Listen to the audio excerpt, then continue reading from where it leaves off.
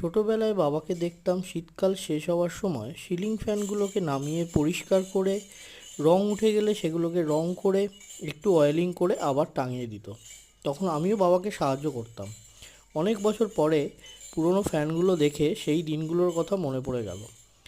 তাই ভাবলাম পুরনো পাখাগুলোকে আবার রং করে একটু অন্য রকম কিছু করা যাক।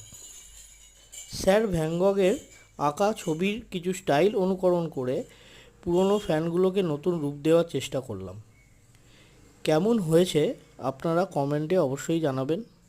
ভালো লাগলে লাইক এবং শেয়ার করবেন এবং অবশ্যই আমার চ্যানেলটিকে সাবস্ক্রাইব করে দেবেন। আপনারা যদি অর্ডার দিতে চান তাহলে 9051882730 এই নাম্বারে আমার সাথে কন্ট্যাক্ট করতে পারেন। ধন্যবাদ।